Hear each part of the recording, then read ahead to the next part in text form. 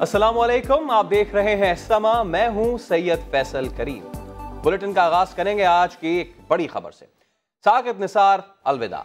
Justice Asif Saeed खोसा आज बतौर chief justice supreme court अपने ओहदे का हल्फ उठाएंगे। 26वें चीफ जस्टिस की हल्फबरदारी की तकरीब ऐवान सदर इस्लामाबाद में होगी। सदर मुमलिकत डॉक्टर आरिफ अलवी नए चीफ जस्टिस से हल्फ लेंगे। तकरीब हल्फबरदारी में सुप्रीम कोर्ट के हाजिर और रिटायर्ड जजेस के अलावा मुख्तलिफ ममालिक से आए मेहमान भी शिरकत करेंगे। तुर्क सुप्रीम कोर्ट के सदर, भारतीय सुप्रीम कोर्ट के साबिक सीनियर तरीन जज और दौलत मुश्तरका की लीगल एजुकेशन गवर्निंग कमेटी की सदर सविता लोक भी चीफ जस्टिस आसिफ सईद खोसा की हल्फ बरदारी तकरीब में शिरकत करेंगे। तो नामजद चीफ जस्टिस आसिफ सईद खोसा की पेशेवराना जिंदगी पर भी देखिए इस्लामाबाद से जुल्करनैन इकबाल की रिपोर्ट। पनामा केस की समाअत करने वाले बेंच के सरबराह और फौजदारी कानून के माहिर जस्टिस आसिफ अहमद सईद खान खोसा नए चीफ जस्टिस ऑफ पाकिस्तान होंगे। फरवरी 2010 में सुप्रीम कोर्ट के जज बनने वाले जस्टिस आसिफ सईद खोसा मुकदमात निपटाने में मुनफरिद रिकॉर्ड के हामिल हैं। उन्होंने सुप्रीम कोर्ट में 1994 से जेर इल्तवा 12,000 से ज्यादा फौजदारी मुकदमात सिर्फ 4 साल के कलील अरसे में निपटाए, जिसके नतीजे में दहाइयों से जेलों में कैद कई मर्द और खवातीन को रिहाई नसीब हुई। जस्टिस आसिफ सईद खोसा ने पनामा केस में 20 अप्रैल के अपने फैसले में मशहूर नावल गॉडफादर का हवाला भी दिया था। मुमताज कादरी, आसिया बीबी और बेनजीर कत्ल में पुलिस अफसरान की जमानत मंसूखी जैसे हसास मुकदमात के फैसले भी जस्टिस खोसा ने ही किए। भी हैं। इनकी 5वीं किताब ब्रेकिंग द ग्राउंड तकमीली मराहिल में है। दरसो तदरीस का भी वसी तजर्बा रखने के साथ साथ जस्टिस आसिफ सईद खोसा कॉमनवेल्थ जुडिशल इंस्टीट्यूट कनाडा के बोर्ड ऑफ डायरेक्टर्स के रुकन भी हैं। जस्टिस आसिफ सईद खोसा 11 माह बतौर चीफ जस्टिस ऑफ पाकिस्तान अपनी जिम्मेदारियां निभाने के बाद 20 दिसंबर 2019 को ओहदे से सुपुर्दोश हो जाएंगे। जुल्करनैन इकबाल, समा, Islamabad.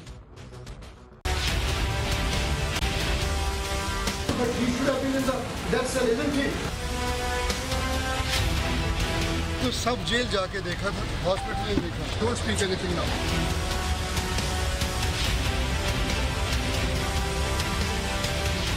So much information on you. कानून के इतलाक और तालीम के बगैर कोई मुल्क तरक्की नहीं कर सकता। सुबुकदोश चीफ जस्टिस साकिब निसार का सुप्रीम कोर्ट में नए वकला को लाइसेंस देने की तकरीब से खिताब। कहा, तरक्की के लिए तालीम बहुत ज़रूरी है। मैंने गैर मुल्की डिग्री ना होने के बावजूद बहुत से गैर मुल्की डिग्री वालों को अपने पेशे में मात दी। गलती इंसान का खास है। हजरत आदम अलैहिस्सलाम अम्मा हवा से गलती हुई और अल्लाह ताला ने जो भी सजा कि आप दुनिया में जाके रहना है, जो कानून है एक डिवाइन कॉन्सेप्ट, कानून का इतलाक जो है उसके बगैर कोई सोसाइटी, कोई नेशन तरक्की नहीं करती। बुनियादी फैक्टर जो है वो तालीम है। आसिफ खोसा साहब कल बता रहे थे मुझे कि ट्राइबल एरिया से वो बिलोंग करते हैं। ये लोग, इनके बुजुर्ग यहाँ पे आए, तालीम हासिल की, आज माशाल्लाह देखिए तो कहाँ तरक्की करके ये लोग पहुँच गए। मैं फख्र से ये कहता हूँ, मेरे पास कोई फॉरेन डिग्री नहीं, लेकिन मैंने फॉरेन डिग्री याफ्ता लोगों को कम्पीट किया है बतौर प्रोफेशनल, एक वकील के तौर पे भी और बतौर जज के भी। बड़े बड़े वकील खालिद अनवर, हफीज पीरजादा साहब। तालीम के बाद आपका पैशन, ऑनेस्टी ऑफ पर्पस और हार्ड वर्क, ये है वो जो कॉम्बिनेशन जो एक आदमी को, एक वकील को असल में वकील बनाता। सुबुकदोश चीफ जस्टिस के एजाज में फुल कोर्ट रेफरेंस दिया गया। मियां साकिब निसार कहते हैं उन्होंने ज़ाती मफादात से बालातर होकर फैसले किए। नामजद चीफ जस्टिस आसिफ सईद खोसा ने सो मोटो इख्तियार बहुत कम इस्तेमाल करने और जेर इल्तवा मुकदमात निपटाने का ऐलान कर दिया। जुल्करनैन इकबाल की रिपोर्ट। चीफ जस्टिस मियां साकिब निसार के एजाज में फुल कोर्ट रेफरेंस तकरीब से खिताब करते हुए सुबुकदोश होने वाले चीफ जस्टिस का कहना था कि उन्होंने हर शख्स को इज्जत से जिंदगी गुजारने का हक दिया। बैरून मुल्क पाकिस्तानियों को वोट का हक और खजर सराव को शनाख्त देने के अलावा निजी अस्पतालों की भारी फीसों और तैयबा समेत घरेलू मुलाजमीन बच्चों का नोटिस लिया। उन्होंने कहा कि मैंने तमाम फैसले जाती मफादात से बालातर होकर किए। जजेस को डर और खौफ से बालातर होना चाहिए। फुल कोर्ट रेफरेंस से खिताब करते हुए नए चीफ जस्टिस आसिफ सईद खोसा ने केसेस का गैर जरूरी इल्तिवा रोकने के लिए जदीद आलात के इस्तेमाल और सोमोटो इख्तियार बहुत कम इस्तेमाल करने का ऐलान किया। उनका कहना था कि चीफ जस्टिस साकिब निसार की तरह मैं भी मुल्क का कर्ज उतारना चाहता हूँ। अदालतों में जेर इल्तिवा 19 लाख मुकदमात का कर्ज उतारूंगा। उनका कहना था कि सिविल इदारों की बालादस्ती होनी चाहिए। बोले, मेरी रगों में बलोच खून दौड़ रहा है, आखिरी दम तक लड़ूंगा। रेफरेंस के बाद जजेस ने गले मिलकर चीफ जस्टिस साकिब निसार को अलविदा किया।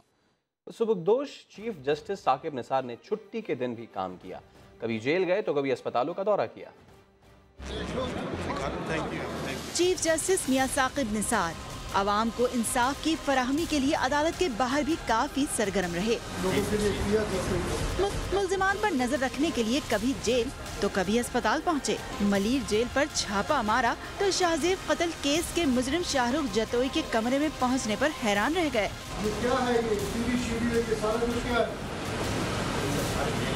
सारे जेल में है तो Sindh mega money laundering case के अहम किरदार अब्दुल गनी मजीद के कमरे पर छापे ने तो सूबे की सियासत पर हलचल ही मचा दी।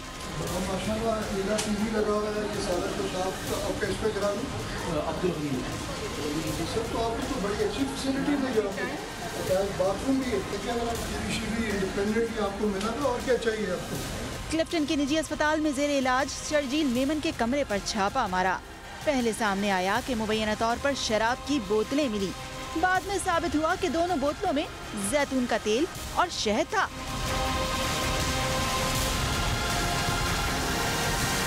चीफ जस्टिस ने इदारा बराए अमराज कल्ब में जेर इलाज ओमनी ग्रुप के सरबरा अनवर मजीद के कमरे पर छापा मारा। मुख्तलिफ अशिया का जायजा लेकर कुछ रिकॉर्ड भी कब्जे में लिया। चीफ जस्टिस ने गुज़िश्ता साल जून में सिविल अस्पताल सक्खर का भी दौरा किया। सहूलतें न होने पर अस्पताल इंतजामिया की कारकर्दगी से नाखुश दिखाई दिए। जिना अस्पताल लाहौर का अचानक दौरा भी किया, जहां मरीजों ने सहूलतें न मिलने का शिकवा किया। चीफ जस्टिस साकिब निसार गुज़िश्ता साल अप्रैल में सिविल अस्पताल कोयटा भी जा चुके, जहां गंदगी देखकर अस्पताल इंतजामिया पर गुस्सा हुए। मुझे उस कमरे में लेके जाएं जहाँ पे chief justice of Pakistan Saqib Nisar ने अपने 747 रोज़ा दौर में न सिर्फ 37 अस-खुद नोटिस लिए बल्कि पहले वाले 66 अस-खुद नोटिस भी निपटा दिए। मोबाइल फ़ोन रिचार्ज कीमत में टैक्सों का बोझ खत्म कराया, सरकारी अफसरान से लग्जरी गाड़ियाँ वापस ली, मीडिया कारकुनान और सरकारी मुलाजमीन को तनख्वाहें दिलवाई, बैंकों के रिटायर्ड मुलाजमीन की पेंशन चंद 100 रुपए से बढ़ाकर 8,500 रुपए मुकर्रर कराई। इनके अलावा ख़वातीन को कारी करार देने के वाक़यात, कराची में पुलिस फायरिंग से अमल की हलाकत, ज़ैनब कत्ल केस समेत कई इंसानियत सोज वाक़यात में भी अस-खुद नोटिस लेकर मुजरिमान को मंतकी अंजाम तक पहुँचाया। Chief justice of Pakistan Saqib Nisar ने सिंध मेगा करप्शन, PIA और railway case, Ashiana housing scheme, Paragon society और साफ पानी समेत पंजाब की 56 कंपनीज में माली बेज़ाब्तिगियों के मामलात में अस-खुद नोटिस कई बड़े नामों पर हाथ डाला गया। कराची और बलूचिस्तान में साफ पानी की अदम फरहमी, कटास राज, मंदिर के तालाब का पानी खुश्क होने, घर में ग़िज़ाई क़िल्लत से बच्चों की अम्मात, आबादी में तेज़ रफ्तार इजाफे और अस्पतालों में मयारी सहूलियात की अदम फरहमी पर भी अस-खुद नोटिस लिए गए। चीफ जस्टिस ने थर जैसे पसमानदा इलाकों में अस्पतालों और ज़िलाई अदालतों के दौरे भी किए। Chief justice of Pakistan Saqib Nisar के दौर में ही सुप्रीम कोर्ट के इंसानी हुकूक सेल को डायरेक्टरेट का दर्जा मिला, जहां यौमिया औसतन 1000 दरखास्तें मौसूल हुई और मजमूई तौर पर 1,10,000 से ज़्यादा दरखास्तें निपटाई गईं। बुलेटिन की दीगर खबरें शामिल करेंगे। रुख करेंगे गुजरावाला का। यहाँ का इलाका है खोखर की और मोटरसाइकिल सवार मुलजिमान ने फायरिंग करके यहाँ एडवोकेट को जख्मी कर दिया है। शेख रियाज को सिविल अस्पताल मुंतकिल कर दिया गया है। बात करेंगे अपने नुमाइंदे मोहसिन खालिद से। मोहसिन, किस तरह वाक़या पेश आया? जी बिल्कुल फैसल, वाकई इस तरह से पेश है कि खोखर की का ये इलाका है, शेख रियाज वहाँ पे रहते हैं। मोटरसाइकिल सवार 2 मुलजमान जो है वो आए हैं, उन्होंने घर को दस्तक दी है। उसके बाद इनको बाहर बुला के जो ही शेख रियाज एडवोकेट बाहर आए हैं, मुलजमान ने फायरिंग कर दी है। दोनों टांगों में एक एक गोली लगी है। सिविल अस्पताल मुंतकिल कर दिया गया है। और शेख रियाज जो है एक सियासी जमात के जो है सरगर्म रहनुमा भी हैं। इसके अलावा जो महकमा रेलवे है उसके लीगल एडवाइजर भी हैं। इनको सिविल अस्पताल मुंतकिल कर दिया है, जहाँ पे उनकी हालत जो है वो काफी बेहतर है। ताहम अभी तक ये मालूम नहीं हो सका ये हमला किसने किया, फायरिंग करने वाले मुलजमान कौन थे। जी बहुत शुक्रिया आपका मोहसिन। कराची का रुख करेंगे। यहाँ का इलाका है औरंगी टाउन। यहाँ मुसल्लह मुलजमान ने 2 सगे भाइयों समेत 3 अफराद को कत्ल कर दिया। पुलिस के मुताबिक वाकया जमीन के तनाज़े पर पेश आया। जमीन का तनाजा 3 जाने ले गया। तेहरे कत्ल की लर्जाखेज वारदात हुई कराची के इलाके औरंगी टाउन में, जहां नामालूम मोटरसाइकिल मुसल्लम मुल्ज़िमान ने अंधाधुंध फायरिंग करके 2 सगे भाइयों समेत 3 अफराद को मौत के घाट उतार दिया। मकतूल नदीम प्लाट्स की खरीदो फरोख्त का काम करता था, जबकि हलाक सगे भाई अदनान और इम्तियाज फैक्ट्री में मुलाजिम थे। अदनान और राजू मेरा भाई है और नदीम अदनान का दोस्त है राजू का। मेरे भाइयों का कोई किसी से झगड़ा नहीं है, ना किसी से कोई लेन देन है। IG सिंध ने वाक़े का नोटिस लेते हुए मुतल्लिका SSP से तफसीली रिपोर्ट तलब कर ली। तो कराची के इलाके औरंगी टाउन में फायरिंग से हलाक 3 अफराद की लाशें अब्बासी अस्पताल मुंतकिल कर दी गई हैं और कानूनी कार्रवाई के बाद ये वर्षा के हवाले की जाएंगी। बात करेंगे chief crime reporter Ahmed Rehman Khan से। जी अहमद। जी बिल्कुल, औरंगी टाउन में फायरिंग के वाक़े में जाँ बहक होने वाले 3 अफराद की लाशों को जो है वो इस वक्त अब्बासी शहीद अस्पताल मुंतकिल कर दिया गया है। लाश को जो है वो कानूनी कार्रवाई मुकम्मल होने के बाद वर्षा के हवाले किया जाएगा। जो मकतूल इम्तियाज़ और अदनान हैं वो दोनों सगे भाई थे और उनके भाई इरशाद से भी जो है वो हमारी गुफ्तगू हुई है। उनका ये कहना है कि अदनान की जो है ये जगह थी, घर था, जहाँ पर ये दोनों जाके इम्तियाज़ और अदनान जो है वो जाकर बैठा करते थे नदीम की जगह पर, उसके घर पर, और यहीं ये वाक़या पेश आया है। इम्तियाज़ और अदनान जो है वो फैक्ट्री में मुलाजमत करते हैं और उसके बाद जो है वो रात के औकात में नदीम के घर पर आकर जो है वो बैठते हैं। रात से 12 और 1 के दरमियान जो है ये वापस घर जो है वो आ जाते हैं। लेकिन आज ये फायरिंग का वाक़या पेश आया। वहाँ पर पुलिस का ये कहना है कि कोई मोटरसाइकिल सवार मुल्ज़िमान जो है वो वहाँ पर आए हैं नदीम के घर पर और उन्होंने अंदर दाखिल होने के बाद जो है वो फायरिंग की है, जिसके नतीजे में ये तीनों जो हैं वो जाँ बहक हुए हैं। मज़ीद इस वाक़े के हवाले से जो है वो अभी तहकीकात की जा रही हैं, लेकिन इब्तिदाई तौर पर SSP वेस्ट का ये कहना है कि ज़ाती रंजिश जो है वो दिखाई देती है फायरिंग का वाक़या। जी अहमद रहमान खान आप हमें अपडेट कर रहे थे, आपका शुक्रिया। उधर कराची में चीनी कौंसलेट पर हमले में सहूलतकारी करने वाले 5 मुल्ज़िमान को इंसदाद दहशतगर्दी अदालत ने 5 रोज़ा जिस्मानी रिमांड पर पुलिस के हवाले कर दिया। कराची इंसदाद दहशतगर्दी की मुंतज़िम अदालत में चीनी कौंसल खाने पर हमले से मुताल्लिक़ केस की समाअत हुई और हमले के 5 सहूलतकारों को यानी अहमद हसनैन, नादिर खान, अली अहमद, अब्दुल लतीफ़ और असलम को अदालत के रूबरू पेश किया गया। पुलिस के मुताबिक मुल्ज़िमान ने दहशतगर्दों को सहूलत फराहम की। मुल्ज़िमान चीनी कौंसल खाने पर हमले का एतराफ़ भी कर चुके हैं। अदालत ने आइंदा समाअत पर प्रोग्रेस रिपोर्ट तलब करते हुए मुल्ज़िमान को रिमांड पर पुलिस के हवाले कर दिया। उधर स्वात में शोहर ने नाराज़ बीवी को मैके से वापस बुलाने के लिए उसके भांजे को ही अगवा कर लिया। 2 रोज़ पहले अगवा होने वाले 5 साला बच्चे को पुलिस ने बाजियाब करा लिया। थाना रहीमाबाद के SHO मोहम्मद अयाज खान के मुताबिक गोगदरा में 5 साला बच्चे मोहम्मद फयाज को उनके रिश्तेदारों मुराद और फवाद ने अगवा किया था। मुल्ज़िमान ने 20,000 रुपये तावान भी मांगा था। पुलिस ने मुल्ज़िमान के फ़ोन की लोकेशन को ट्रेस करके करीबी पहाड़ी से गिरफ्तार किया। थाना रहीमाबाद के SHO का क्या कहना है, ये भी आप सुनिए। बीवी नाराज थी, वो मेके चली गई है, उसके ससुराल वाले वालिगी का रहने वाला है, ये दूर का रिश्तेदार भी है, तो मुतालिबा कर रहा था इस बच्चे टिपल के चाचा से कि मेरा बीवी को मेके के घर से वापस कर दो और 20,000 रुपये भी हवाला कर दो। तो खामार घर उसको मोबाइल की लोकेशन उसके वहां पर आई और हमने अपने साथ नपरी ले गए और वहां पर मुल्जिमान को काबू करके उनसे ये तिफल जो है आपके सामने बैठा है उससे बरामद की। साहिवाल में मुबैना तौर पर सनतकार के बेटे और PTI रहनुमा के भाई को अगवा कर लिया गया। जावेद शौकत की रिपोर्ट। साहिवाल में मारूफ सनतकार का बेटा अगवा। 13 साल एहसान तहरीक इंसाफ के मकामी रहनुमा उमैर का छोटा भाई भी है, जिसे ड्राइवर के साथ स्कूल जाते हुए नामालूम अगवाकारों ने आरिफ वाला रोड से किडनैप किया। जो पुलिस है वो 45 मिनट बाद यहाँ भी है।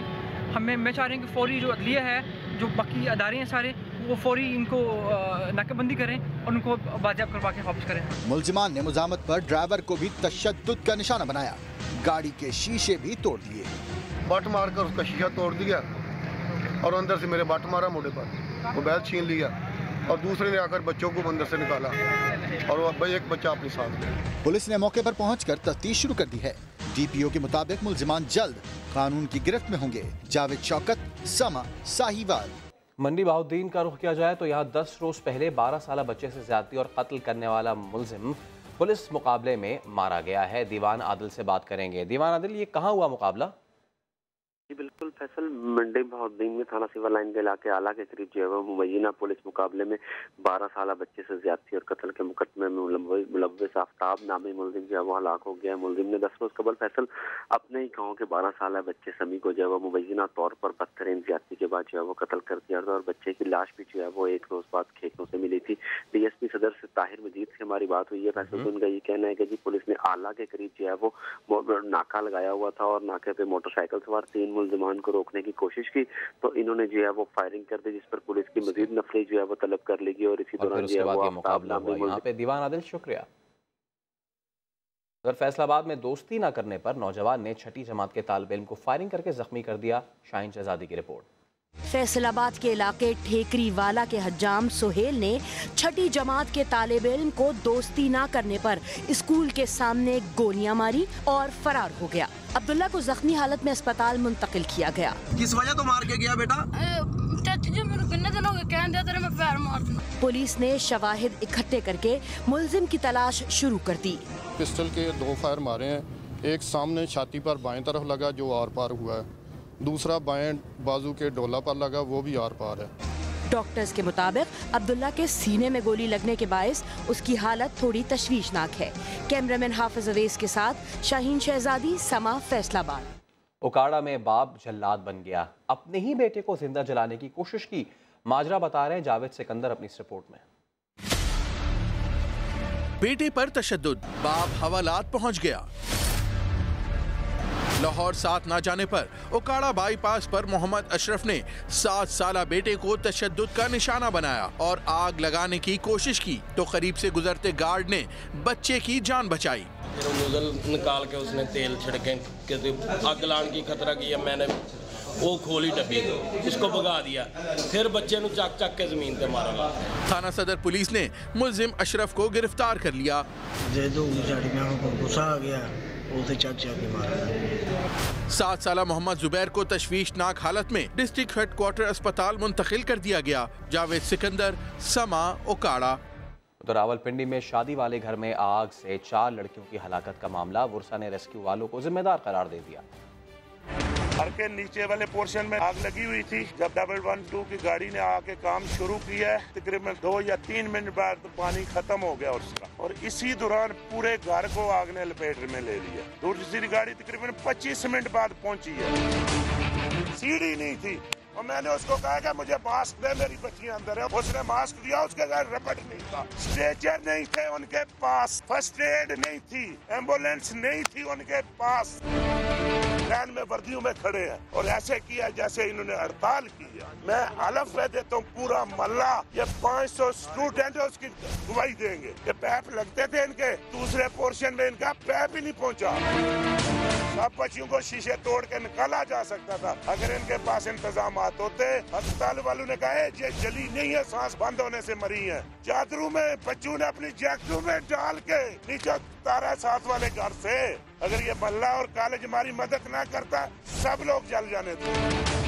3 डेड बॉडियां हम अपनी गाड़ियों में डाल के लेके गए हैं। जब सेंट्रल अस्पताल में पहुंचा उन्होंने कहा हमारा केस नहीं है, होली फैमिली में जाए। होली फैमिली में गया तो कहते हैं ये हमारा केस नहीं है, आप ला के जाओ पास जाओ। कराची का एक बार फिर रुख करें तो यहाँ बुलंद इमारतें बनाने से पाबंदी हटा ली गई। जल्द बिल्डर्स को इजाजतनामे जारी किए जाएंगे। सिंध बिल्डिंग कंट्रोल अथॉरिटी में काम बढ़ गया है। अब SBCA 1-2 नहीं कई मंजिलों की इजाजत देगी। सुप्रीम कोर्ट ने कराची में बुलंद इमारतों पर पाबंदी खत्म कर दी है, जिसके बाद हुकूमत सिंध ने बुलंद इमारतें तामीर करने की इजाजत का इख्तियार SBCA को दे दिया है। ज़राए का कहना है कि 1000 के लगभग बुलंद इमारतों की तामीर के लिए दरखास्तें जमा हैं। कराची में तामीराती सरगर्मियां ऐसे में बढ़ जाएंगी और कराची को तजावुजात से पाक करने का मिशन कोरंगी नंबर 6 और गुलशन इकबाल में हल्ला बोल दिया गया। इंतजामिया ने तजावुजात तो गिरा दी लेकिन मलबा नहीं उठाया। खुर्शीद आलम की रिपोर्ट। कोरंगी में बरसों का बिगाड़ सुधारना है, तजावुजात और गैर कानूनी तामीरात को गिराना है। KDA का ताबड़तोड़ ऑपरेशन कोरंगी नंबर 6 तक पहुंच गया।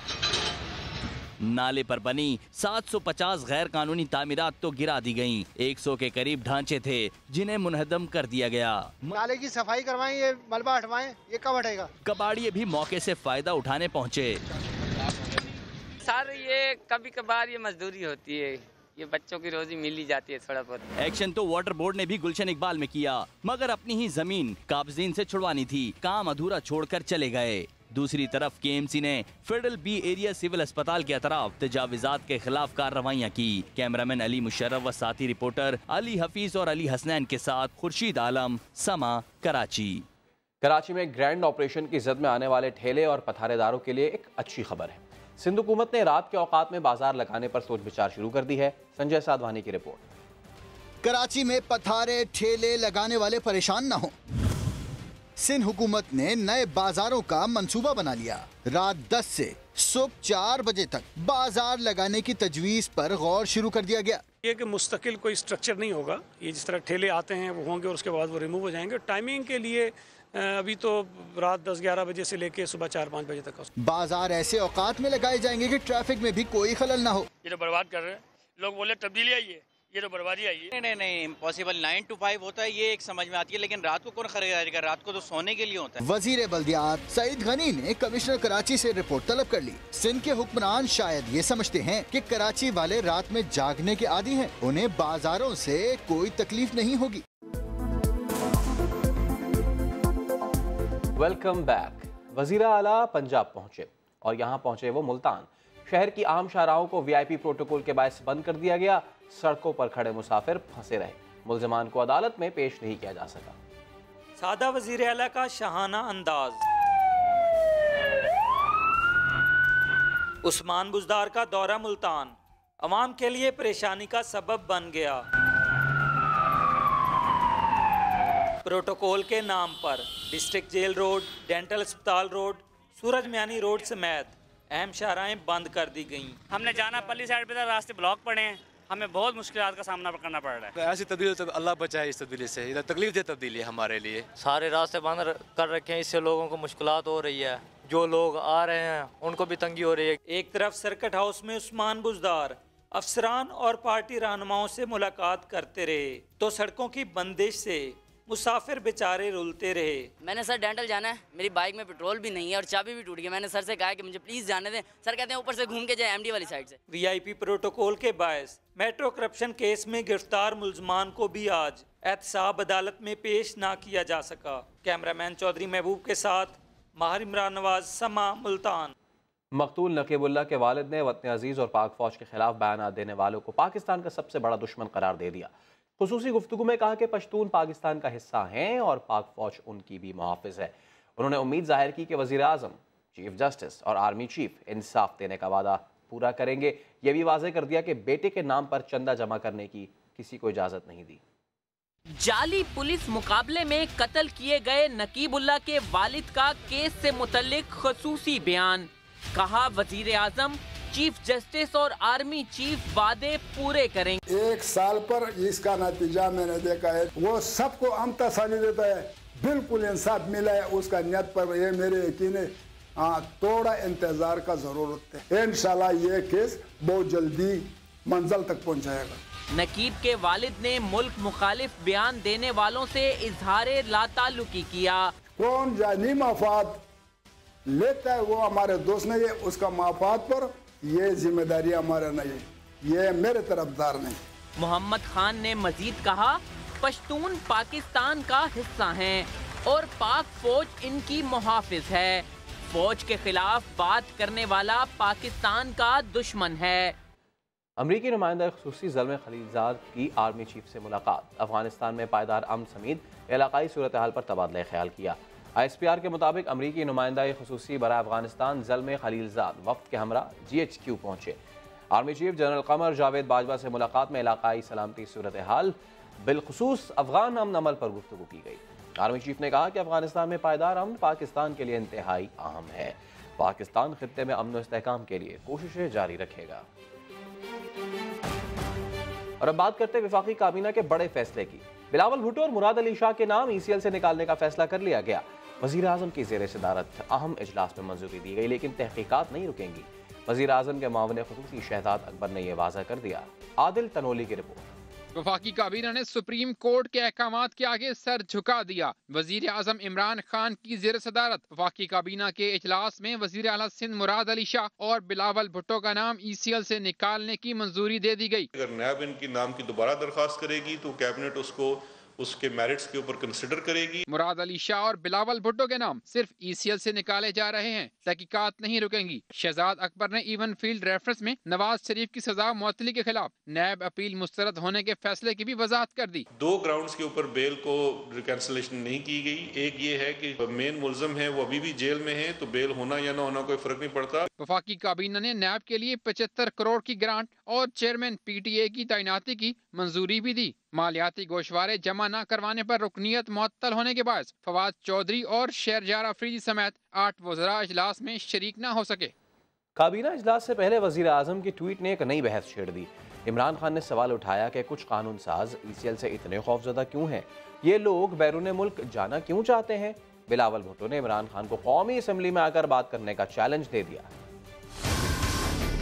वजीर आजम इमरान खान की अपोजिशन पर तनकीद। ट्विटर पैगाम में लिखा कि चंद कानून साज ECL से इतने सहमे हुए क्यों हैं? उन्हें बैरून मुल्क जाने में इतनी दिलचस्पी क्यों है? बिलावल भुट्टो जरदारी ने जवाबी वार किया। ट्वीट में लिखा, सिलेक्टेड वजीर आजम इंसानी हुकूक नहीं समझ सकते, सिर्फ अपोजिशन अरकान के नामों को ECL पे डालना मज़े का खेज है। बिलावल ने कौमी असम्बली इजलास में वजीर आजम को ऐवान में आने का चैलेंज भी दे दिया। अच्छा होता अगर वजीर आजम साहब हाउस में मौजूद होता और यहाँ बात करते, मुंह पे बात करते, ताकि मैं मुंह पे जवाब दे सकता।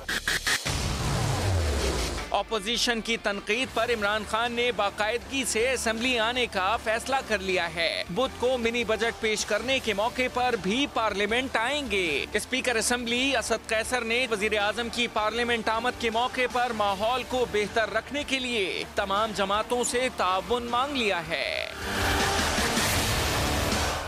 आसिफ जरदारी ने इमरान खान को हादसाती वजीर आजम करार दे दिया। बोले अगर हुकूमत मिली गई है तो काम करना भी सीख लें। बदीन में तकरीब से खिताब में कहा कि पूरा पाकिस्तान सुन ले, इमरान खान 5 साल पूरे नहीं कर पाएंगे। अगर तुम्हें एक्सीडेंटल सेलेक्टिव प्राइम मिनिस्टर बन गए हो तो सीखो तो सही। गरीब आदमी जो है वो आपको हाथ उठा के बदवा दे रहा है। हर अशिया की कीमत जो है वो 50% आपने बढ़ा दी। सुन ले पूरा पाकिस्तान कि इमरान 5 साल नहीं निकालेगा। कि जंग मुझसे सिर्फ 18वीं तरमीम पे है। इतना दीवार से मत लगाओ, ये मेरे हाथ में फिर अवाम नहीं रहेगी। लोगों की खैरातों से गबन किया हुआ है पैसा, उसको छुपाने के लिए कर रहे हो। कब्र तो पूछेगी मगर इंसान जात भी पूछेगा तेरे को दुनिया में, याद रखना। वज़ीर आला सिंध मुराद अली शाह ने 7 में मीडिया से गुफ्तगू करते हुए कहा कि ECL में नाम डालने से कोई फ़र्क नहीं पड़ता। सरकारी दौरे या मदीना मुनव्वरा जाना पड़ा तो कोई ताकत नहीं रोक सकती। सियासत की और जमहूरियत की लेवल ये रह गई है कि अगर वज़ीर आज़म सिंध आ रहा है तो कह रहे हैं साजिशें करने आ रहे हैं। मुझे कोई फ़र्क नहीं पड़ता। मैंने बहुत क्लियरली कहा था तो जो ऑफिशियल विज़िट होगा उस पर तो मुझे अगर ECL पे हूँ भी तो इजाज़त मिल जाएगी जाने की।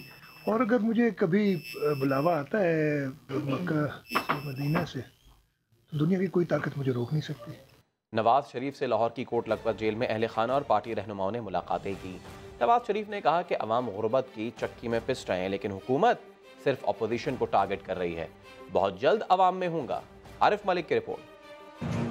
जेल में कैद नवाज शरीफ मुल्क की मुआशी सूरत हाल पर परेशान। पार्टी रहनुमाओं से सियासी हालात पर गुफ्तगू। बहुत जल्द जेल से निकलकर अवाम में आने का दावा भी कर दिया। नवाज शरीफ ने कहा तरक्की के दावेदारों ने किसानों को तबाह कर दिया। अवाम गुर्बत की चक्की में पिस रही है। हुकूमत ओपोजिशन को टारगेट करने में लगी है। जेल में मुलाकात करने वाले रहनुमा नवाज शरीफ की सेहत से मुतालिक भी फिक्रमंद दिखाई दिए। मियां साहब की तबीयत इतनी ठीक नहीं है, उनका पूरा इलाज होना चाहिए। मरियम नवाज मुलाकात के लिए आईं तो मतवालों ने पुरजोर नारों से इस्तकबाल किया। मरियम नवाज ने कारकुनों को जवाब भी दिया। I love you। Muslim League नून के रहनुमा हुकूमती पॉलिसियों पर भी तनकीद करते रहे। अमीर मुकाम ने तो आइंदा साल ही इंतखाबात की पेशगोई कर दी। 2020 दोबारा मैंडेट के लिए लोगों के सामने पेश होंगे। जिन्होंने बेड पर भी मोहर लगाया वो नवाज शरीफ और शहबाज शरीफ को याद कर रहे हैं। नवाज शरीफ से मुलाकात करने वालों में साबिक वजीर आजम यूसुफ रजा गिलानी के बेटे अली हैदर और अब्दुल कादिर गिलानी भी शामिल थे। इस मौका पर लीगी कारकुनों ने सिलाई मशीनें उठाकर हुकूमत के खिलाफ एहतजाज भी किया।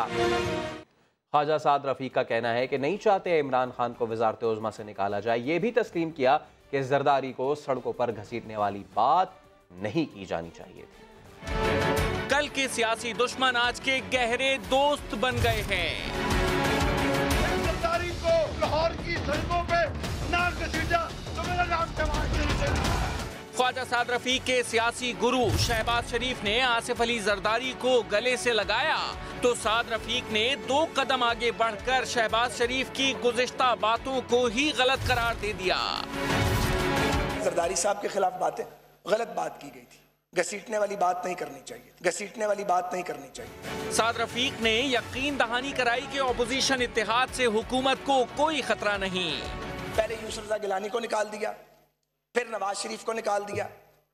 ये कोई तरीका है वज़ीर आज़म को निकालने का? हम नहीं चाहते कि इमरान खान को इस तरह निकाला जाए। इस तरह नहीं जाना चाहिए, फैसलों के जरिए लोगों को निकाल दिया जाए। साद रफीक का मजीद कहना था कि ऑपोजिशन वोट के जरिए हुकूमत का मुकाबला करेगी। सिर्फ यही नहीं, ख्वाजा साद रफीक ने जेल में रहने के फवायद भी बताए, उन अनासिर का शुक्रिया भी अदा किया जिनकी वजह से वो जेल में हैं।